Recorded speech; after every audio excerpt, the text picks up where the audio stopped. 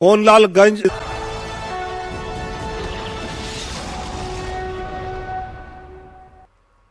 और चलिए ब्रेक के बाद एक बार फिर से आप सभी का स्वागत है। लोकसभा चुनाव से जुड़ी एक बड़ी खबर से आपको रूबरू करवाएंगे। इलेक्शन मोड में राजस्थान बीजेपी है। एलईडी रथों को बीजेपी रवाना करेगी। सीएम भजनलाल 11 बजे पहुंचेंगे पार्टी कार्यालय। विकसित भारत संकल्प पत्र सुझाव के लिए किया जाएगा इनको रवाना। बीजेपी प्रदेश अध्यक्ष सीपी जोशी भी साथ में मौजूद रहने वाले हैं। तो लोकसभा चुनाव को लेकर ये बड़ी खबर आपको दे रही है। एलईडी रथों को बीजेपी आज रवाना करने वाली है। दरअसल आपको बता दें, जो संकल्प पत्र बीजेपी के द्वारा पेश किया जाएगा उसके लिए आम जन से सुझाव मांगे जाएंगे और उसी के लिए इन रथों को रवाना किया जा रहा है। एलईडी ये रथे हैं। बीजेपी प्रदेश अध्यक्ष सीपी जोशी भी इस दौरान साथ में मौजूद रहेंगे सीएम के। इलेक्शन मोड में राजस्थान बीजेपी। तो एलईडी रथ ये तैयार किए गए हैं जिन्हें आज यहां से रवाना किया जाएगा। एलईडी रथों में सरकार की योजनाओं के बारे में जानकारियां जो हैं वो दी जाएंगी उसके माध्यम से। और बीजेपी का साफ तौर पर मकसद यह है कि जनता आखिर उन्हें क्या सुझाव देती है। बीजेपी विकसित भारत ये संकल्प पत्र के लिए जनता से सुझाव मांगे जाएंगे और जनता से जाना जाएगा कि आखिर आने वाले समय में अगर वापस भारतीय जनता पार्टी सत्ता में लौटती है तो वो कौन कौन सी गारंटियां हैं जिन्हें पूरी करनी है, क्या समस्याएं हैं आम जन को, क्योंकि हर एक राज्य में ये रथ जो है वो पहुंच रही है।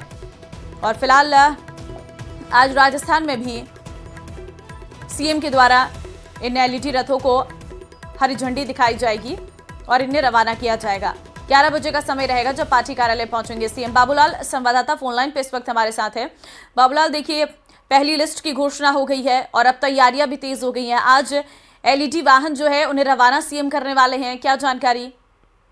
जी देखिए, विकसित भारत संकल्प यात्रा के जरिए बीजेपी सुझाव ले रही है कि किस तरह से उनका मैनिफेस्टो बने। इसके लिए गांव-गांव, कस्बे-कस्बे में पार्टी के रथ जाएंगे और उसमें सुझाव पेटिकाएं होंगी जिसमें आम जनता जो सोच रखती है उसी के मद्देनजर वो अपने सुझाव जो है वो पार्टी को भिजवाएगी। तो सुझाव पेटिकाओं में लोग अपने जो राय है वो लिख करके डालेंगे और फिर पार्टी कार्यालय में उनकी छटनी होगी। जहां जहां भी रख जाएंगे वहां से ऑनलाइन भी ये जो सुझाव हैं वो पार्टी तक सीधे पहुंचेंगे। तो अगले कुछ दिनों तक बीजेपी संकल्प पत्र बनाने से पहले आम जनता के बीच में इन रथों को लोकप्रिय बनाएगी।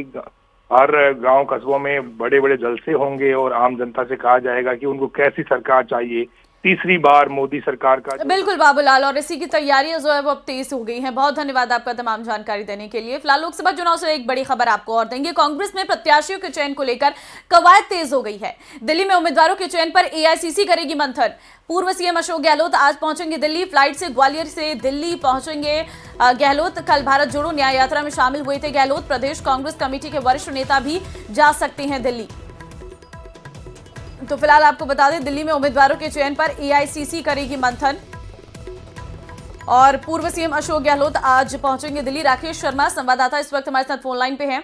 राकेश, फ्लाइट से ग्वालियर आज दिल्ली पहुंचेंगे गहलोत बताया जा रहा है और यहां पर एक बड़ी बैठक होगी जिसमें वो कांग्रेस के प्रत्याशियों के नामों पर जो चयन है उसकी कवायद तेज हो रही है।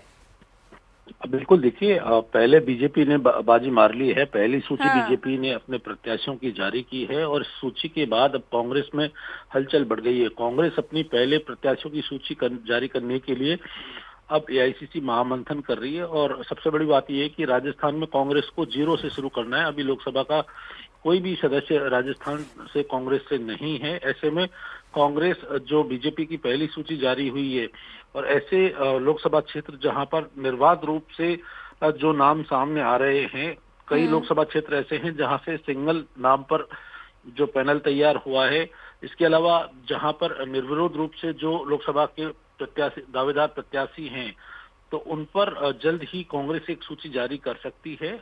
इसके लिए बाकायदा एआईसीसी जो है राकेश, कांग्रेस के वो कौन कौन से नेताओं का नाम राजस्थान से काफी आगे चल रहा है?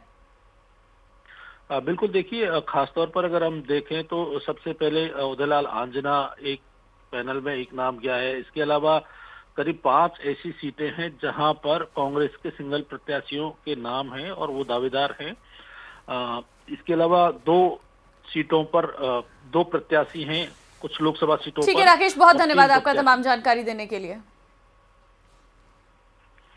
और चलिए इस बुलेटिन में फिलहाल के लिए बस इतना ही। बाकी इन खबरों के लिए आप बनी रहिए हमारे साथ। नमस्कार।